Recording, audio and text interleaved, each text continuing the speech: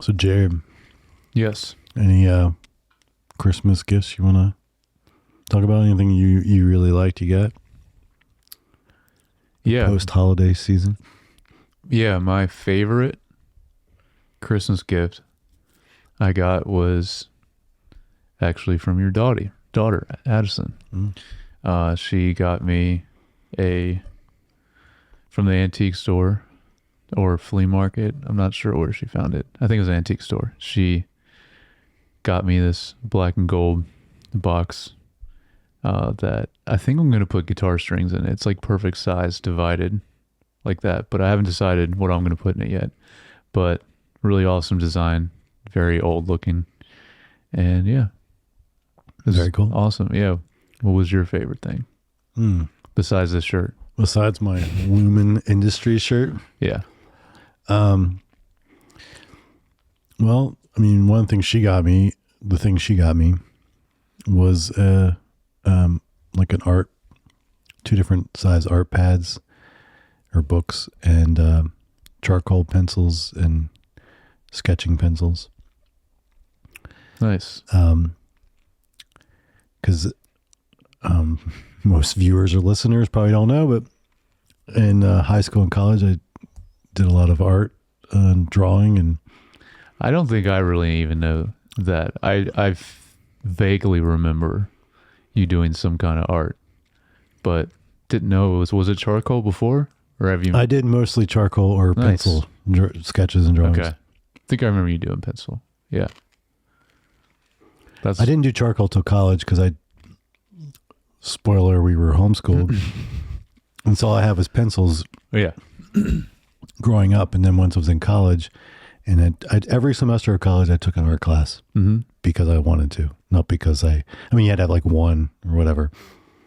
I took art, went to an art class, very small amount of time. Yeah, it's not my strong suit. So once introduced to charcoal, I did several of those and liked doing that too.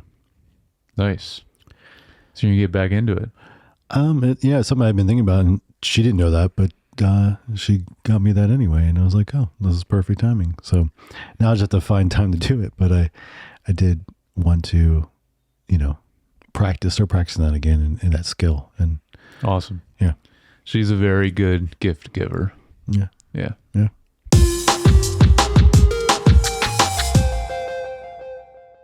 Welcome back to Screen Time TV and streaming shows, the podcast where we discuss things we've been watching, the famous or infamous show or game show, yeah, Based or Waste. Yeah. And we cover a certain show a little more in depth. Currently on the rewatch is Severance season 1, leading up to season 2, which will be dropping in about 2 weeks.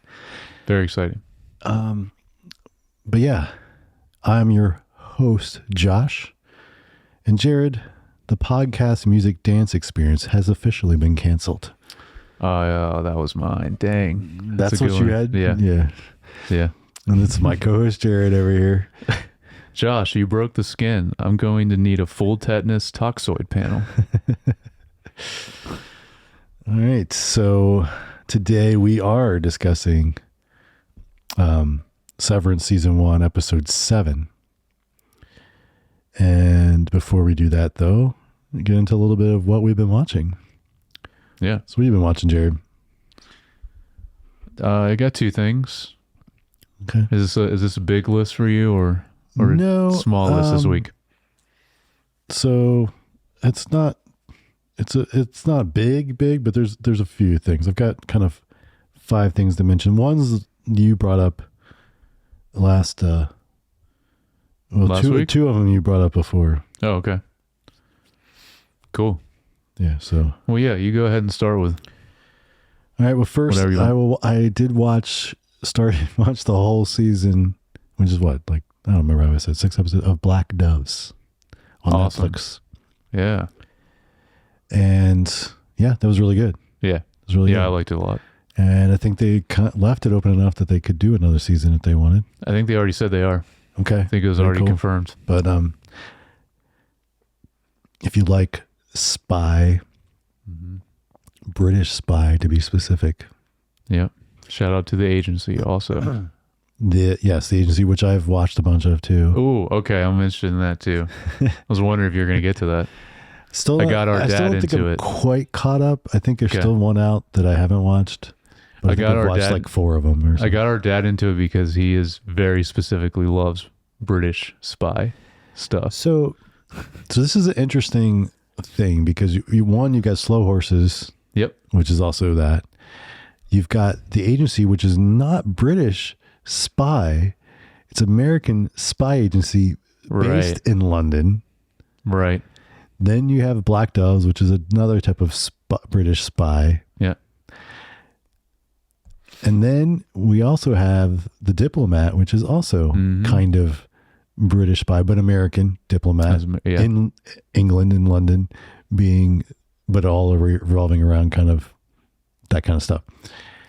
We just had Day of the Jackal also, which I mentioned briefly. Yes. That's I haven't watched more Peacock, of it yet, but yeah. So there's a lot of this out there right now. Yeah, there is. But they're all pretty good. Yeah.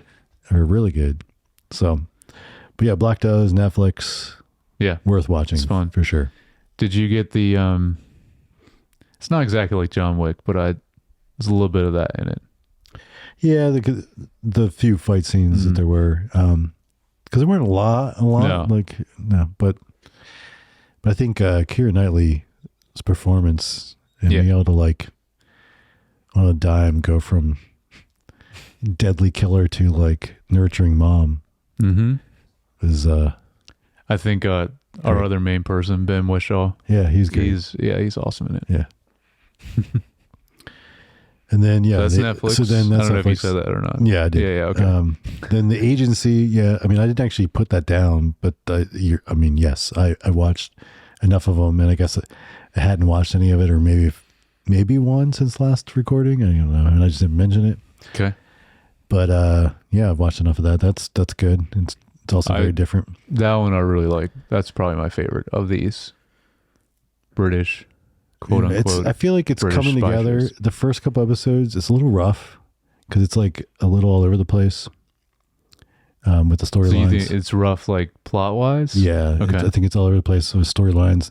But after you get about, I guess, 4 episodes in, things start to kind of convene enough that like they don't seem like they're like 4 separate plot lines going on that are kind of messy. They start to come together a little bit more. Yeah, it is interesting because they're really trying to focus on, I mean, yeah, there's some stuff, but it's like really focus on like the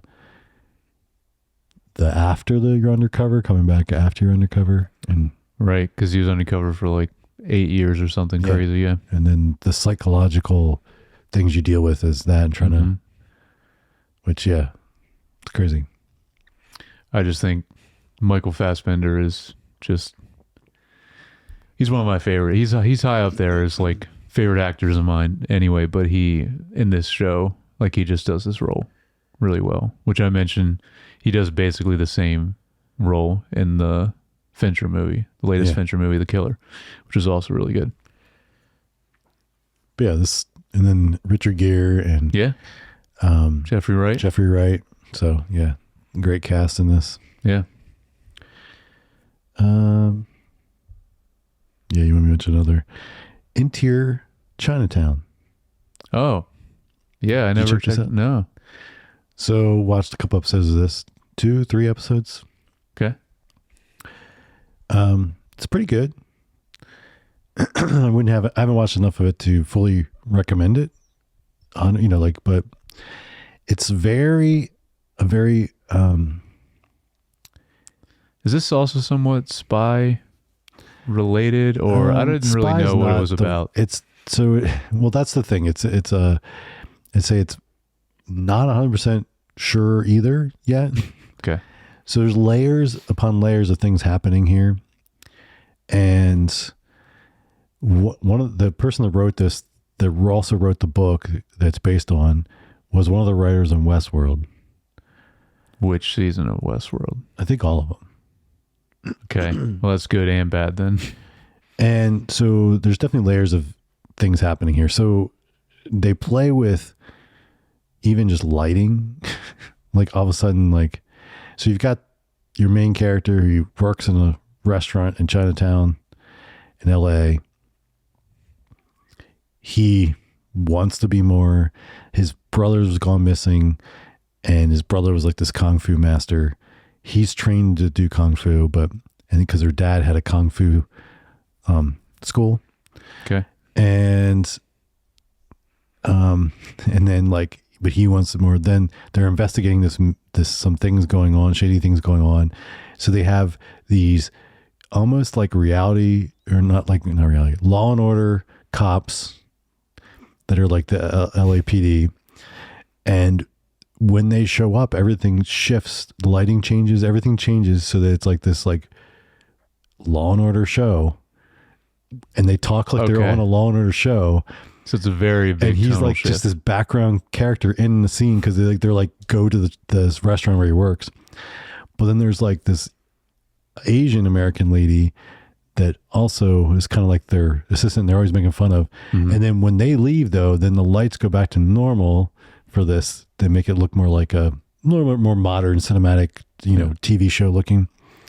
And then she interacts with our main character guy, and she talks and acts normal. So like, it's this weird, bizarre kind of genre bending storytelling that like, it's a cool idea. And so it's fascinating visually because they're doing some interesting stuff like that and some other things. And it's, I mean, all of a sudden it'll be like a Kung Fu movie because there's a Kung Fu fight because there's like Chinese gangs that are like fighting and they show up in the restaurant. So like it is all over the place. It's entertaining, but I don't think I've watched enough to really start unraveling the layers of like what's really happening or what the thing is. So it's like hard to say. So if that at all fascinates you, maybe check it out. It is streaming on Hulu. Okay. And but so far it's entertaining. I haven't watched enough to be like, yes, or, oh, it goes off the rails. No, I don't know.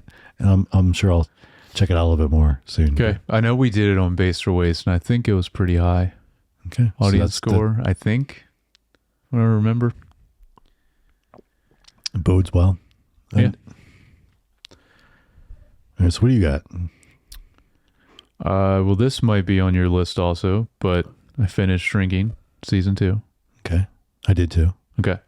So we want to talk, I guess we can just talk about it. Yeah. Now. We might talk about it on our top 10 as well. Maybe. Stay tuned. Not giving anything away. Wait till Monday. Yeah. Wait till Monday. That's when it'll be out. I thought this season, I mentioned kind of like mid-season check-in last time I mentioned it. I really liked this season. I think it's better than season 1. Okay. And it ends really well too. No spoilers. And I think the addition of, Brett Goldstein. Yep. I mean, that whole plot line I've already talked about, I think is really well done. But then Colby or Kobe Smulders also shows up in this. I think it's Kobe Smulders. Okay. Yeah. Yeah. And that was great. And I think that was more of a seed for season 3. Yeah, it seems like it. But cool. I mean, the dynamic between them and just that scene was fantastic. Yeah, and a cool like How I Met Your Mother reunion. Mm-hmm. There's already like Scrubs kind of reunions in this show. The whole cast is really cool. All the Bill Lawrence shows have Scrubs. I mean, like Bad Monkey had some Scrubs. Oh yeah. Yeah, but overall, I really like this season. They just do so well with both the comedy, or balance everything, I guess I should say, really well with the comedy, but like really serious at times, really heartfelt at times. It really actually like got to me at a few points. I was like, this is just, and it feels definitely really real, but also natural. Like it all just flows really well.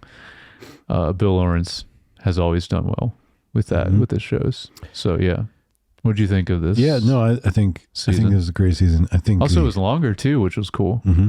It's 12 episodes. Yep. I think it was really good. I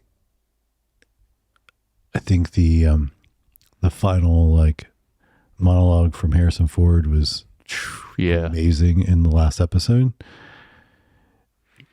That's one of the moments that really like, man, that's yeah. But him just in general is fantastic in the show. He is. I don't know if I've, to be honest, like I don't know the last thing I saw him that he was this good in. Like it's been a while. Yeah. It might have been since the night. I don't know. I'm trying to think of like what I've seen in the 2000s or the 2010s that even. I would argue Blade Runner 2049, even though he's not in a lot. Yeah. I think he's very good in that. I'd say he's better in this than that. It's hard to say. It's so different. Because like definitely his cameos in the Star Wars films too. Like they're fine, but like that's not. Yeah, but that kind of brings it down just because there's a lot of not good stuff with those. Yeah, Star Wars sequels. I think this performance is allowing him to stretch himself as an actor. Oh yeah, in a way he hasn't in a very long time. Agreed. I'd say the one thing I didn't care for was about the first half of the season, the plot line with oh crap, what's it? The mean lady friend, Doug's mom. Yeah, Doug's wife. Which plot line with her? Just where she was like disgruntled and then she almost like cheated on him, and and then her like being all like, and everyone's like, I can't stand you like this, because she's like trying to, she's all like, she was being nice, yeah, or she started being too, and then he doesn't even like it, yeah, like that part of the plot line I didn't care for. I felt like it didn't feel real. I guess I did not believe that she really was unhappy, and yeah, I could see how that felt a little forced, not as natural as a lot of the other plots and a lot of the other acting in general in this. Yeah. I think just overall it's the biggest thing for me is the whole, like, just how it ties into, even how the show starts and kind of the events that led up to our main guy and his daughter. Mm-hmm. And I just like how they tied that in this season, in a really great way. And even getting some flashbacks too. I thought that was good.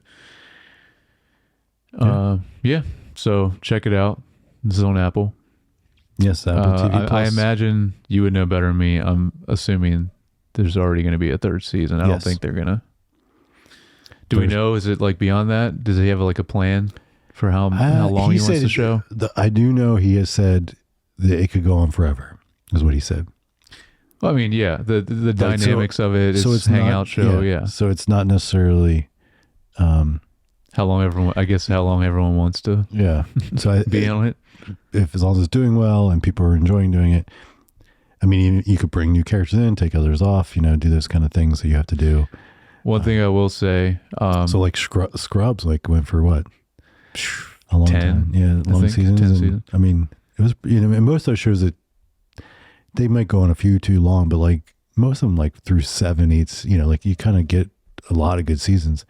And there's old ones, they were like 20 episodes. So like 22. Yeah. I will say this is very, very slight spoiler for Shrinking season 2, but I was very worried that Paul Harrison Ford was not going to be around, or they were going to, like, I was worried that Harrison Ford was just like, I don't want to do this role anymore, and they had to, because there is plot elements in this show that has to do with him potentially maybe not being around much longer, and I was worried that he would be gone like by the end of this season. And so I'm thankful that he's still around, and hopefully he'll still want to do season 3.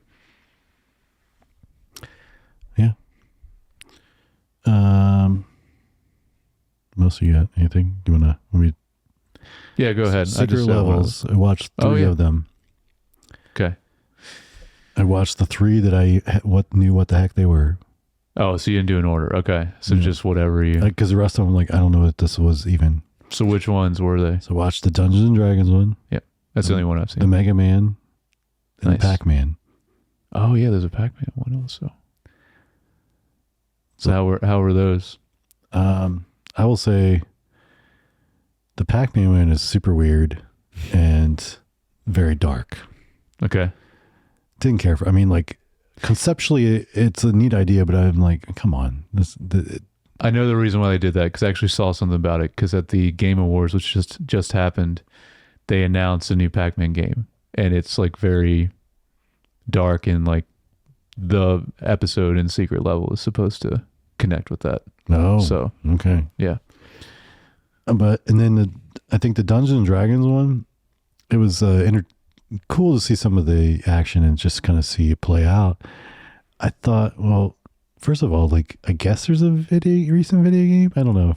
I feel like it's weird because Baldur's Gate 3 is essentially D&D, but yeah, that was the most recent one. I just, but I thought it felt very like, let's say this. It was not a good short film from a standpoint of a short film.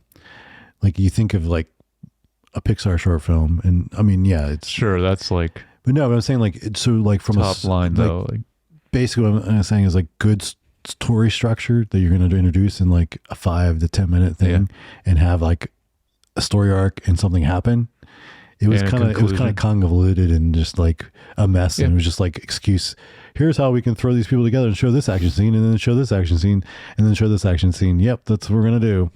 So I didn't care for that's essentially what it was. Yeah. And I didn't care for that reason. My main thing with that episode was just, it was visually, it was just so cool to see how kind of photoreal they can do with these now. Yeah. The CG, like, really cool. Like I said, I mentioned it, kind of compared it to Love, Death, and Robots. Yeah. Because some of those episodes too, it's like, it looks almost like live, like an actual actors, they're filming, but yeah. What about the Mega Man one? Yeah. I thought was the best from like a short well, the Pac-Man one wasn't bad from a short film standpoint. It did tell a good narrative story. I just thought it was very just weird and dark, but the Mega Man one was cool. It was fun. I mean, it was Feel like short. more It felt Mega like, Man type thing. Yeah. But it was cool. So Nice. those are Secret Levels season 1, because I think they're already announced they're making a season 2, I think, right? Oh, I don't know. I think so. That's on Amazon Prime to watch. Yep.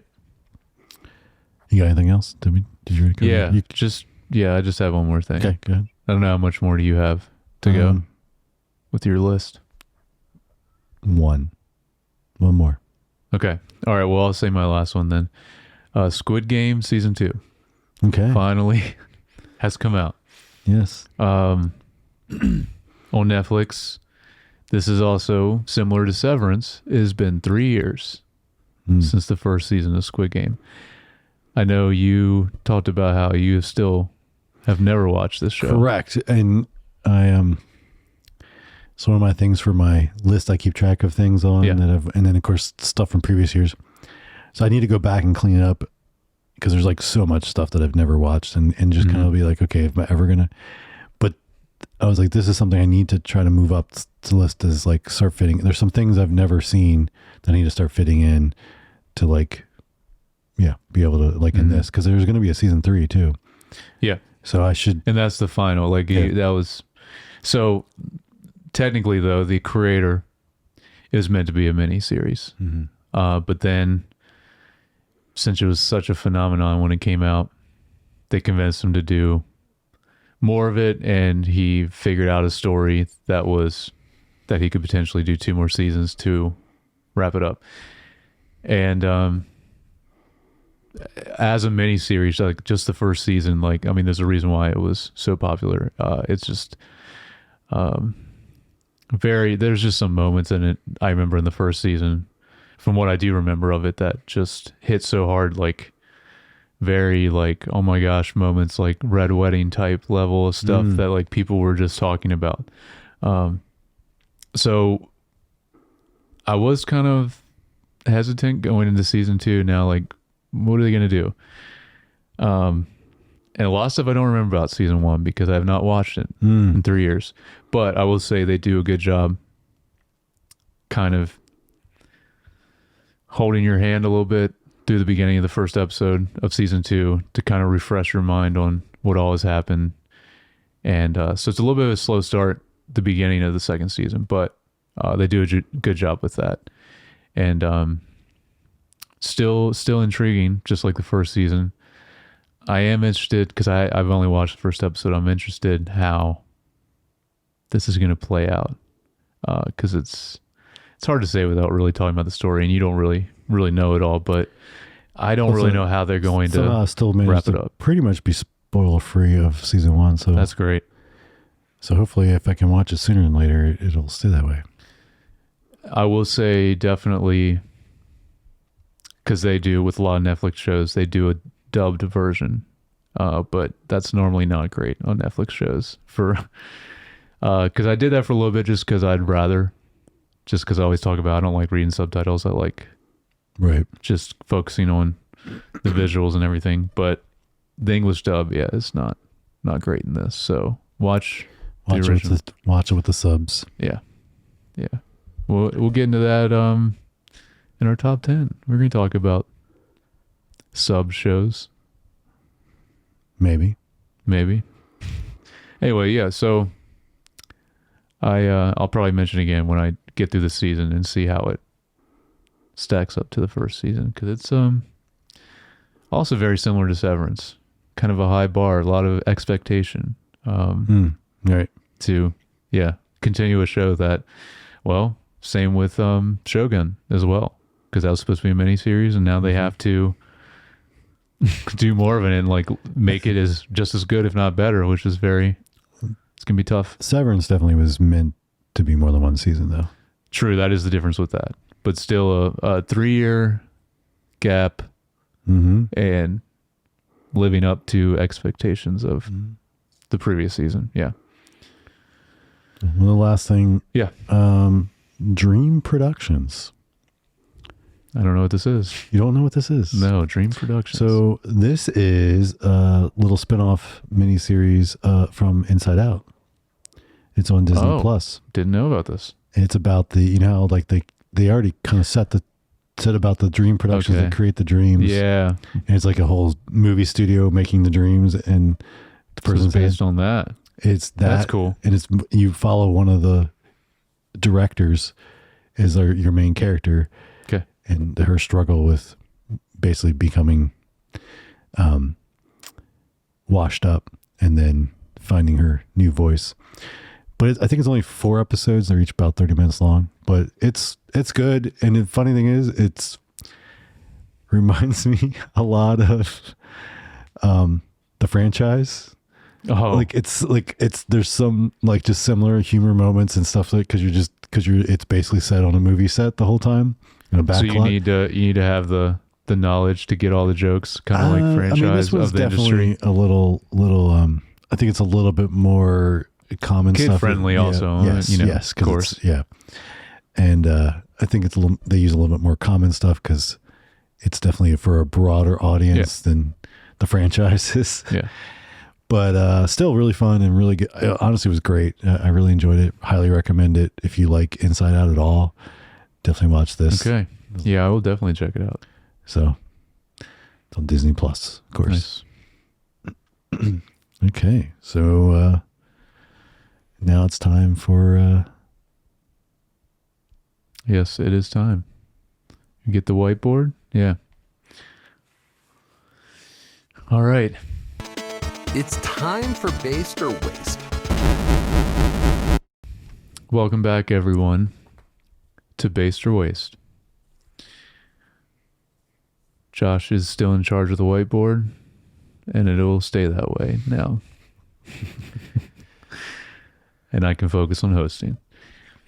So, this game show is based on Rotten Tomatoes. We will be covering either movies or TV. We're going to have 10, and Josh is going to base them on if they're good or bad, or rate them on if they're good or bad, based or waste, off of the audience score of a particular movie or TV show. So, I'd like to do it this way because it's just overall, not the critics, because the critics sometimes, well, I would say a lot of times, don't know. They don't know what's up. Pulse on real America. No, they're not a man of the people like Taylor Sheridan. So anyway, this week, back to movies. We'll see how Josh does. Yeah. We'll see. Achilles heel. Mm-hmm. There's a few Christmas ones in here because they're still trending. By the way, yeah, I mentioned a lot of these I pick. It's just whatever's trending, so it could be old movies too. Actually, there is some old movies in here. And yeah, so I also want to mention I at least try to pick ones that both of us are at least familiar with in some way, so you're not just blindly guessing. So, okay. Are you ready? Ready. Okay. First one, a classic Christmas movie that people will argue is not a Christmas movie, Die Hard. I mean, come on, this has got to be based. Yes, it is, as it should be. Yeah. 94. I don't know if we've ever talked about that. Do you think are you on the camp of a Christmas movie or not? Yeah. Yeah. Takes place in Christmas time. Yeah. I think it's on Christmas Eve. Christmas. Well, it starts at Nakatomi Plaza and they're doing their Christmas party. Yep. Yeah. But anyway, definitely a Christmas movie. All right. Another Christmas movie classic, National Lampoon, Christmas Vacation. Okay. This has got to be based as well. Yeah. Surprisingly, 86. Thought it'd be a little higher, but that's interesting. Mm-hmm. All right. And then one more Christmas classic, Elf. No, based. For sure. Yeah. This is 79 though. A little lower. Surprised this is lower than Yeah, I know. Christmas Vacation. I feel like it's even more broad audience than that, but yeah. And more of like when that came out, mm-hmm.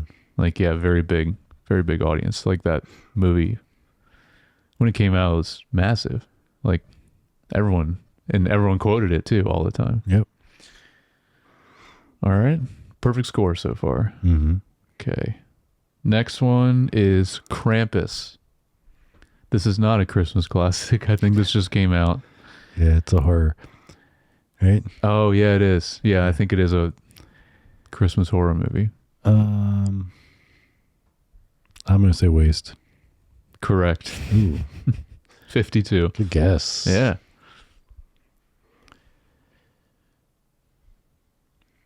Yeah, not one I'm going to probably ever check out. Nope. All right.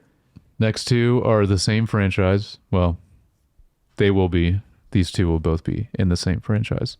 Sonic 1. Because Sonic 3 just came out. Yeah. So we're going to rank Sonic 1 and Sonic 2 will be next two. But yeah, Sonic 1. Based. Yes. 93. Very high. Higher than I thought. These people love these movies though. Yeah. Even the new one, the third one. Mm-hmm. All right. Then Sonic 2. What do you think? People love that I'm one. Say based. Yeah, I'm going to say based. Yes. This one's higher. 96. It's very high. I don't know. I watched the first one. I didn't watch the second one. I haven't seen any of them. They're all right. I don't know why they're rated this Jim high. Carrey. He's what steals the movie, honestly. Like him as Dr. Robotnik is so good. Then, it's so good. Isn't it like in the third one, isn't he like there's two of them? So yeah. Just so more that's Jim Carrey. Yeah, that's great. I will watch the third one just for that. Keanu Reeves is in the new one too, which is interesting for a voice actor. Yep. But he did awesome as Johnny Silverhand in Cyberpunk, the video game. Okay. Shout out. All right. Still good. Okay. Yeah. Perfect score. 6 for 6. Yeah. Yep. We got 4 more, right? Yeah.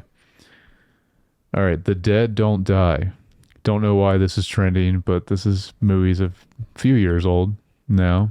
Adam Driver movie. I'm not familiar with this film. Okay. I haven't seen it. Yeah, like I can't even picture a movie poster or a trailer. So I think it's somewhat satire type movie. Okay. I could be wrong though. Let's go with Waste. Yes. Ooh, good guess. 38. Probably the lowest rated Adam Driver movie. I don't know. What was that recent like dinosaur sci-fi one? Yeah, that's true. probably not really, because at least it didn't sound like it did very well. It might be a good film, but it didn't Maybe do very people well. like it, but I have not seen that one either. But yeah, that one didn't look great. All right.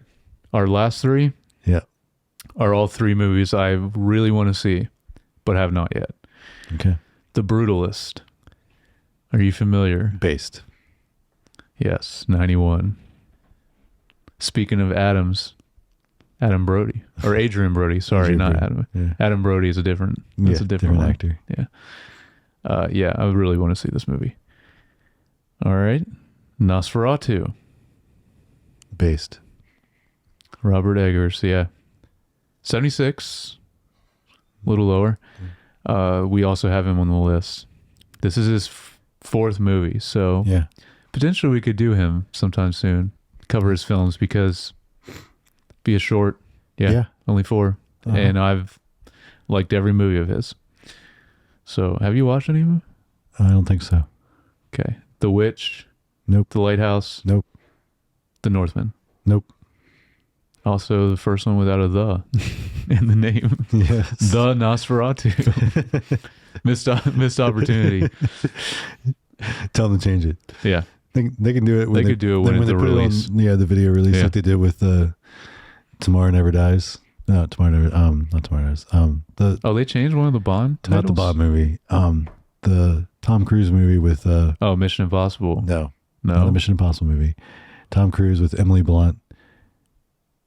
Oh, I know what you're talking about. Yep. It's called like Night something. Like Night, like a night, like No, Knight. that's not. No, the film I'm talking about where they're. All right. Well, I have no idea then. It's a sci-fi movie. Oh, yes. Yes.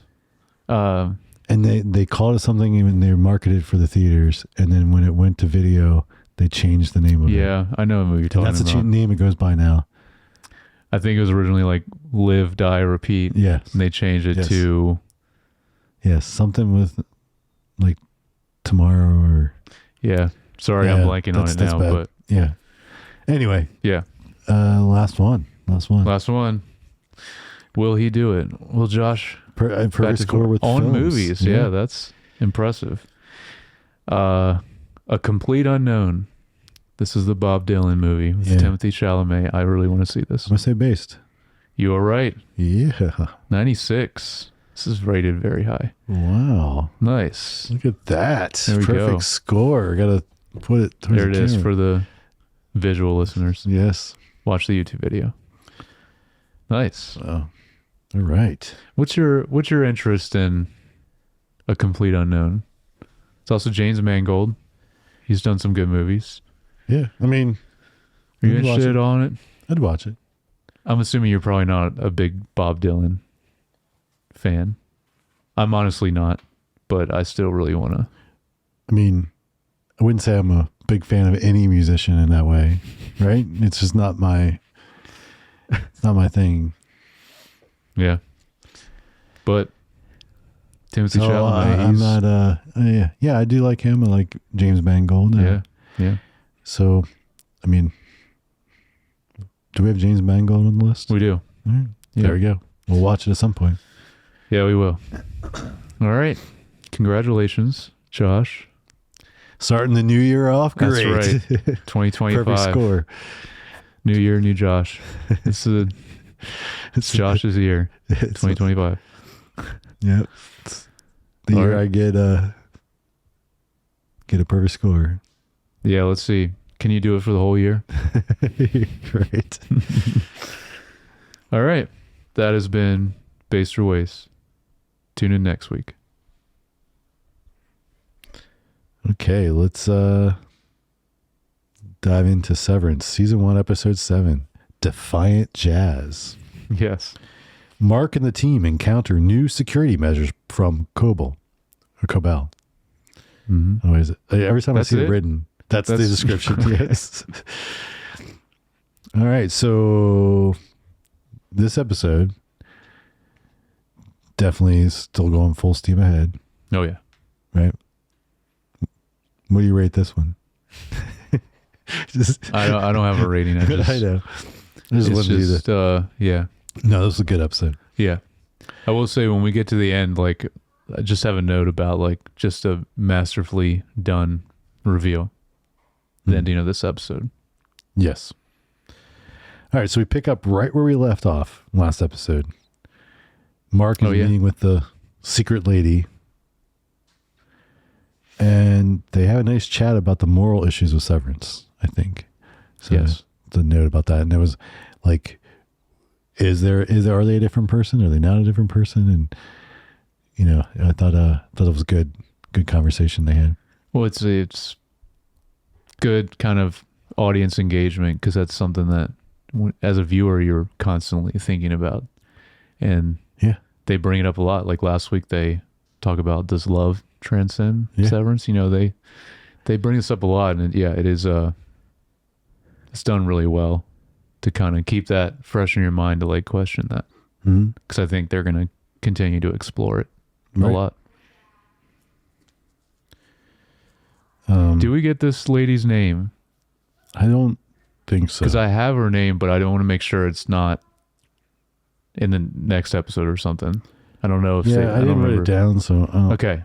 Well, we just won't mention it then, just in case. And then, as we're discussing, Doug shows up, and I love the way they do this, where you as a viewer are not even sure. Wait, is he like a secret agent or kind of thing? Yeah, you think he might be. You're like, working is he with this part girl? of it? Yeah. And then he's like, "Are you talking to somebody, Mark?" And then you realize, oh no, he's the one that's been following him. So this was right, and then of course this lady hits him over the head and then kills him. And then she tells Mark to leave, and he was going to throw up there, and then she's like, "Don't, your DNA." Yeah, that was a good moment to like keep that in mind. Like, oh yeah. Yeah, and so he, of course, races out, but then he's really, it's such an intense situation. Oh, yeah. And, of course, in a normal person's life, you don't get to experience someone else killing someone. So, so that, so then, of course, once he gets out, he throws up. I have a note about when he's kind of running out of here. Yeah. I really like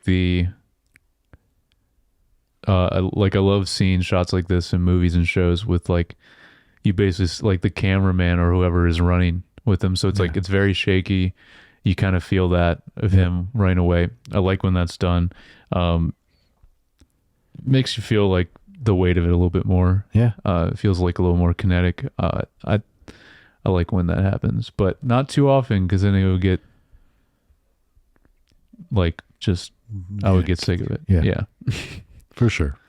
I think it's interesting that this mysterious lady says, they talk about Petey a little bit. They're saying she's the one that reintegrated him. Yep. And basically saying like, well, he died because he didn't follow my instructions. Yeah. So. Yep. That's a good point. Yeah. And also she gives Mark the key card from Doug or Grainer. Yeah. Yeah. So now he has, I don't know, they don't really say like how much access it has, but at least seems like everywhere level. On the severed floor, at least. The security access. Yeah. And then when he gets home, he definitely strips down and trashes his clothes. Mm-hmm. And then also as a viewer, but Mark completely forgets that Alexa is still there. Yeah. But I think because of breaking this between two episodes, as a viewer, you kind of forget also. Yeah. And like, unless you were binging it, you wouldn't. Right. But well, like, and also you're not focused on that. You're focused on what just happened. What just happened. And it's such a good like, what's the word I want for that? But like, just like a, it's kind of unexpected and like, even though if you had that in your head already, but yeah, no, in the moment you're like, oh, so you're just like him as a viewer where you're like, oh crap, she's still here. So they do such a good job of yes. In that situation. Of course, then she starts questioning what he was doing, and of course, Mark He's so is bad at, awkward. yeah. Because I mean, yes, it was an intense situation, but like, dude, it's not that hard to just be like, I had to go somewhere. I just had to get some air, you know, and to like smooth it over pretty easily would not be that hard to do. Mm-hmm. I mean, especially he has the excuse of like, he just slept with someone for the first time since his wife died. Right. You know, like there's reasons you could be a little like, hey, I just need to get some air. And, but you know, we're good. But no, he goes very awkward and then just asks her to leave when she says, she's like, should I leave? She's like, do you want me to leave? And he's like, maybe. It's just like, dude. Yeah. Come on, Mark. Not great. And then, but also we get this moment because this is later, right? Yeah, never mind. It's later. So then we get a scene of Milchek testing the new doors. So many times. Yes. Testing it so many times. But it's just such a Lumen thing. Like it's like, it gives you that, like, I don't know. It's just, they do such a good job of changing the pacing, the camera, the like everything about to like as soon as you're inside Lumen on the Sever floor, it's very, the vibe is so different. And part of it's just that, like, it's like that almost like the humorous waste of time of like corporate America type situation where it's like, oh, we got to do this to control the people. And then you have the guy that's checking it and he's just like, and they linger on that for a while too. Yeah. Checking it, like just showing, yeah, you're right. Then he meets Dylan at the elevator, and we find out that the way they wake him up and outside of the Sever floor is called the overtime contingency. Yes. He explains that to him. But he's personally escorting each one of them now. Yeah, especially because of that door. They want to keep him in there. And of course with Dylan, because we also had him wake up and last week and at home, and so then he's questioning that stuff. And of course Milchek just says, let me see if I can rustle up some special perks. Yeah. Well, Dylan's all about the perks. Yeah, not so much anymore though. We'll find out. But no.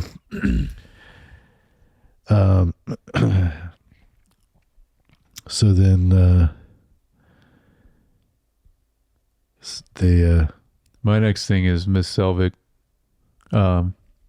with Devin with the baby. I didn't know if that was actually next. It's coming up. Okay. So then we have just then he meets Mark. Yeah. As well. And Mark is not a fan of the new doors. He kind of questions. He's like, what the heck? And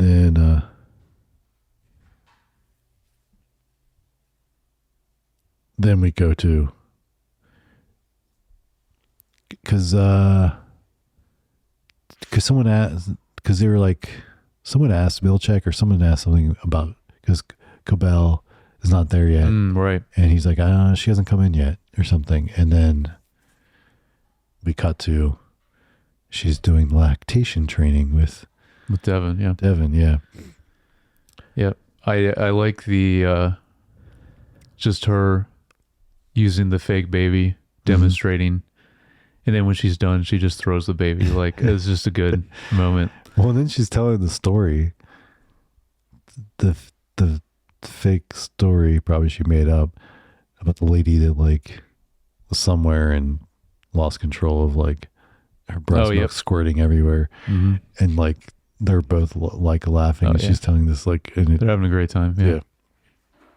But then she changes the subject and they start talking about Severed. And then she's like, why do you think Mark did it? You know, trying to pry. Mm-hmm. And of course, Devin's like, well, he did just lose his wife and blah, blah, blah, Yeah. Yeah. So you can tell she's trying to Get as much information. Yeah. I have something that, a little bit of a theory that it just came to me this time rewatching it. Okay. That has to do with Miss Selvig. Because you're talking about how, like, I think it was last episode, like her whole like shrine and how she behaves in her house and just all that. So in this scene with Devin, she mentions, because Devin talks about like the lady she met giving birth, and they kind of go into that whole thing about how like, oh, what if potentially using it be severed to give birth to not experience something like that. And Miss Selvig mentions, she's like, oh, I wouldn't, how'd she say it? Oh, she says, I wouldn't even remember Clark Gable if I had just given birth. So this is what's interesting is this.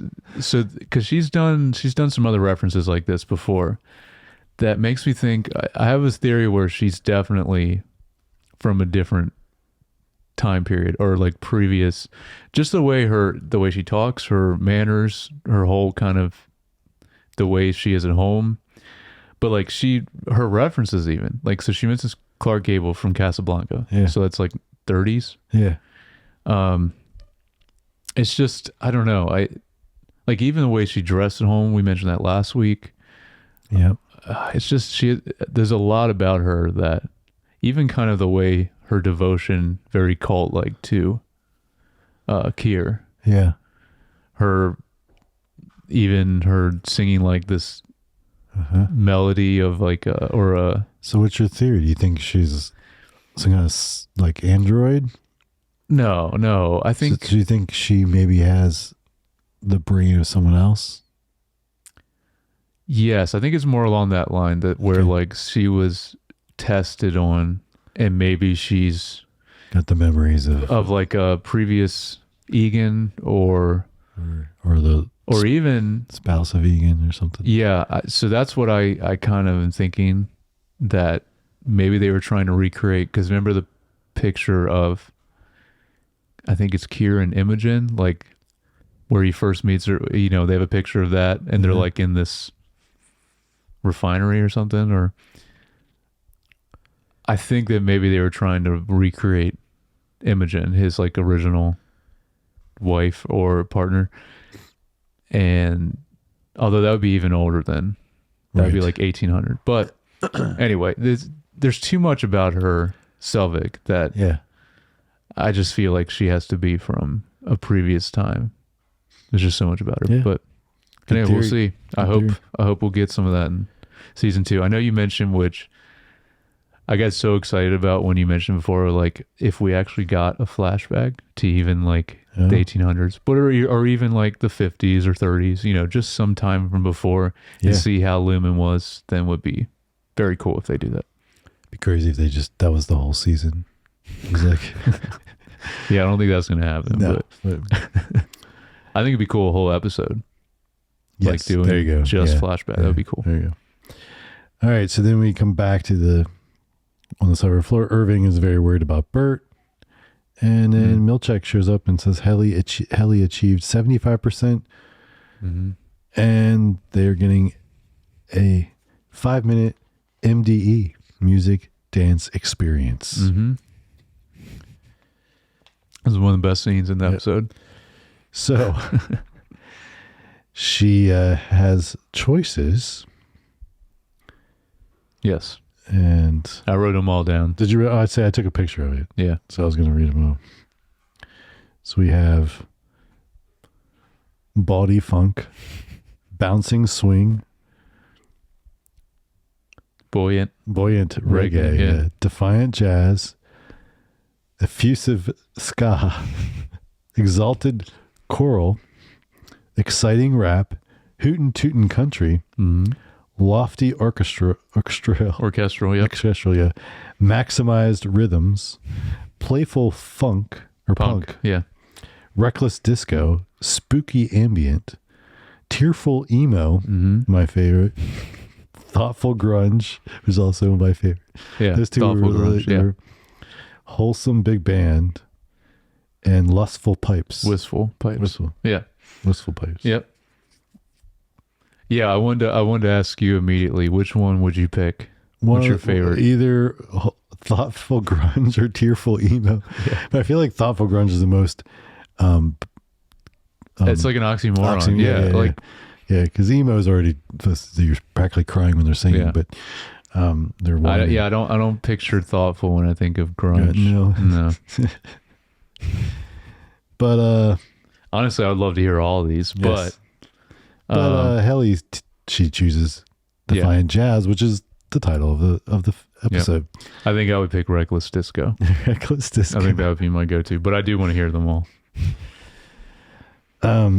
Another great opportunity for Apple Music and marketing to release playlists with all these themes. Yeah, even if it was just like a very short, like minute long of each of these genres. Yeah, that would be awesome. I think they do have a Defiant Jazz playlist. Do they? I think they do. All right, I'll have to look that up. Like an actual official Apple playlist. Yeah. Sick. So then they all start to dance. It's a very creepy dance. Mm-hmm.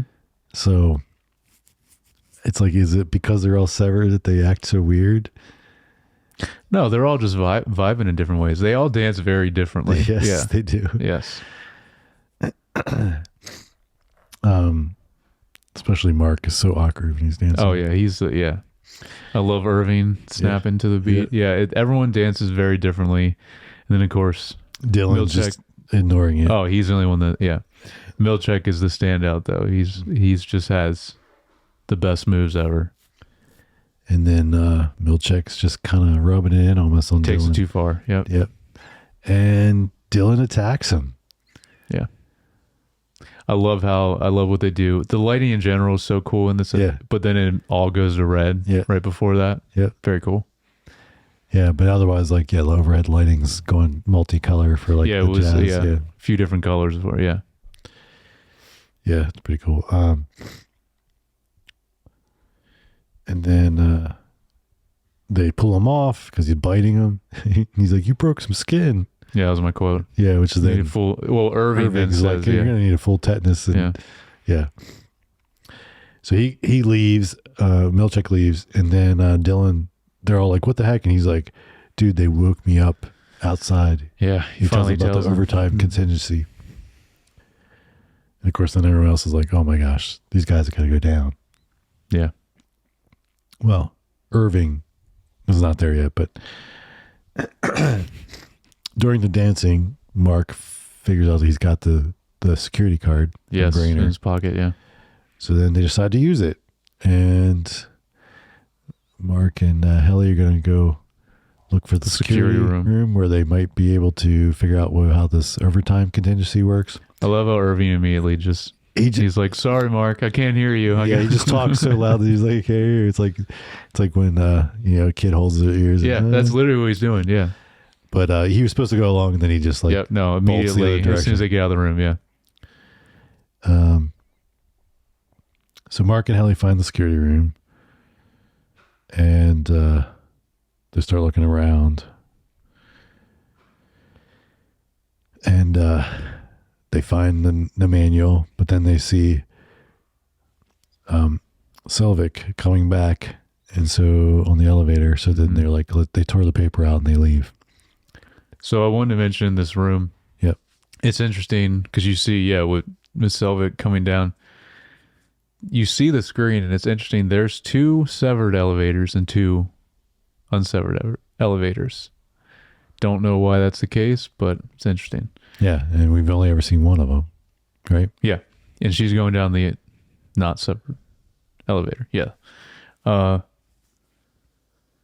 There's also, it's just cool. We get a really brief glimpse, but of a lot of different names and a lot of different departments. Yeah. So a lot more people. This is just confirmation. There is a lot more people that are severed, and there's a lot more departments than what we've heard about, because they're all like just like 2 letter categories. Yeah. Mm-hmm. Yep. And I didn't want to go too deep down it. I'm sure on Reddit or something, I'm sure someone did. Right. Each of them figuring out what's the short maybe for. what they should be, what all these departments. Yeah. Wonder which one is the GOAT one. Wonder what that one's called.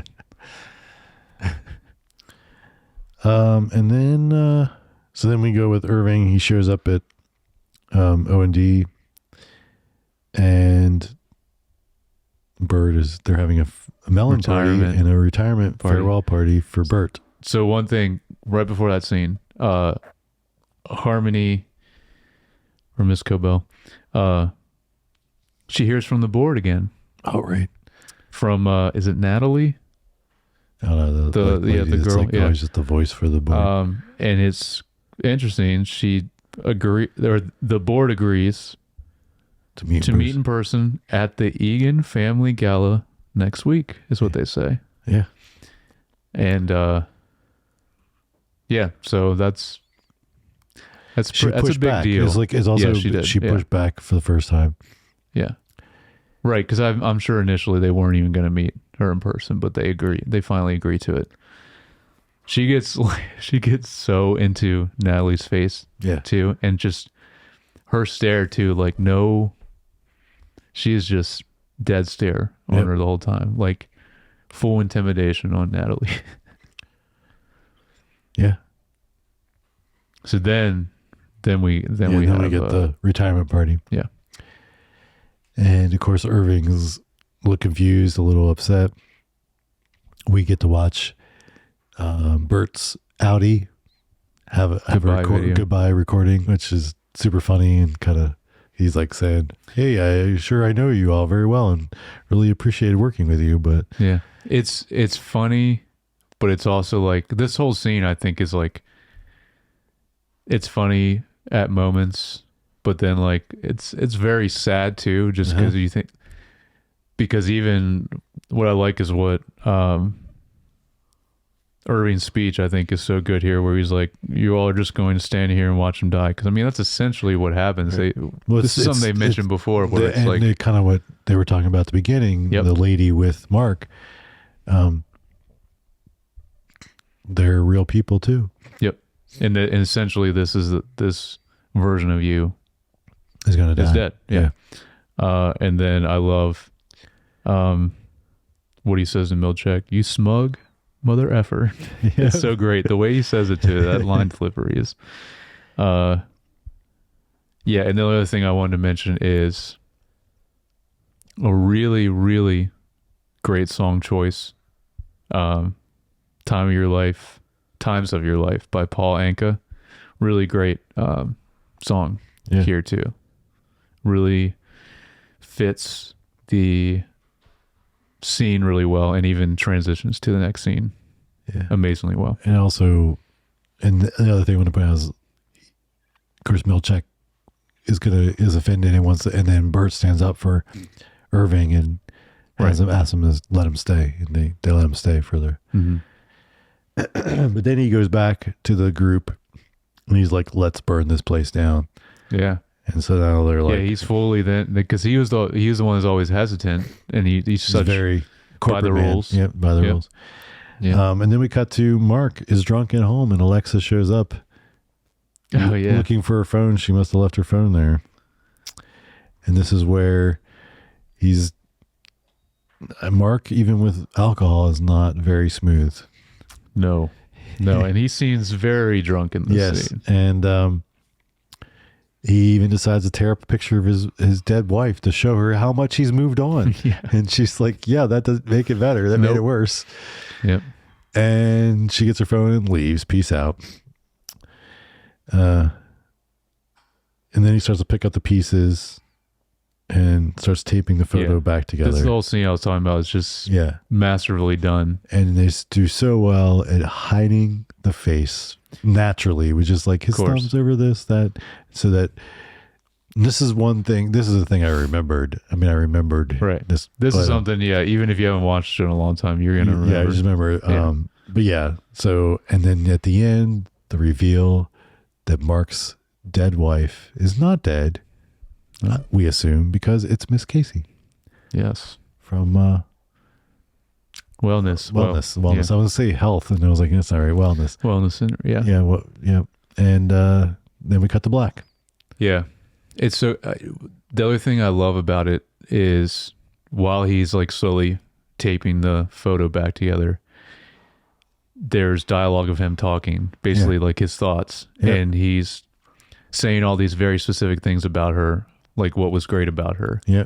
And I thought about like further this time to where he almost says like random things about her that like they would say to each other when they were passing the ball back and forth in the severed floor. Okay.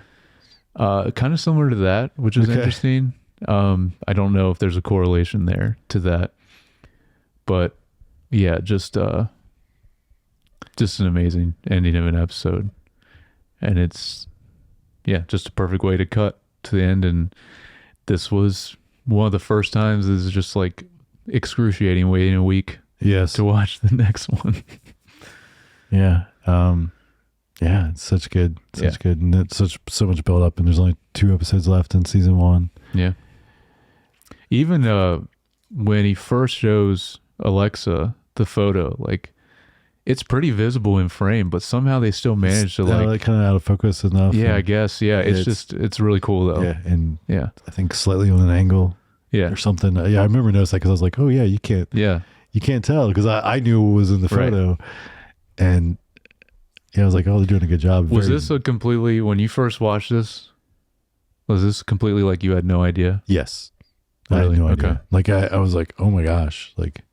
Yeah, and it's crazy looking back now, and even in the beginning of this episode, they remind you. I mean, well, you mentioned several episodes ago how early she shows up in the show in general, but like even in the beginning of this episode, they remind you, like Devin says, like, yeah, you know, his mentions Mark's dead wife and all that. So like they remind you a lot. There's a lot of hints, and it's just done so well to where you were completely first time watching it, had no idea. You believe it, she's dead, and then there's a Miss Casey on the inside, and you don't put 2 together for any reason. Yeah. Also, just a side note, good for you, Mark. Miss Casey, very beautiful woman. Good for you, Mark. Yeah, well, we had then we start to have a love triangle problem, because then him and Helly on the inside, of course, Dylan's going to be sad when he finds out. Man, I know. The will they, won't they, between him and Miss Casey. Oh, man. All right, well, any other thoughts on this? Nope. All right. Well, that was another stellar episode of Severance. Yep. It's going to just continue at this pace. Did you watch the 8 minutes? Yes, I did. I watched it as soon as Not spoiler thoughts. Just like your gut. Okay. Was it good? Oh, yeah. It was great. It started because I think they even said it is the first 8 minutes. It's not just a random 8 minutes. Like, this is how this season 2 starts. Not how I expected it would start at all. Okay. Very, very interesting way to start the episode. Good. So that's all I'll say. All right. Yeah. Well, on our last, so not next week, but the following week, I'll watch it after I watch Okay. And so we can talk about it before we go. Yeah. Okay, cool. All right. Well, if you got any thoughts or feedback on this episode of Severance, let us know. You can email us at feedback@screentimepod.com or leave a comment or message on YouTube, Instagram, TikTok. You can follow us on all the social media. We're on Instagram, we're on TikTok, we're on Apple Podcasts, we're on Spotify, and on YouTube. If you'd like, you can follow each of us on Instagram. I'm at Jay Youngbar. And I'm at Jared Youngbar. All right. Talk to you guys next time.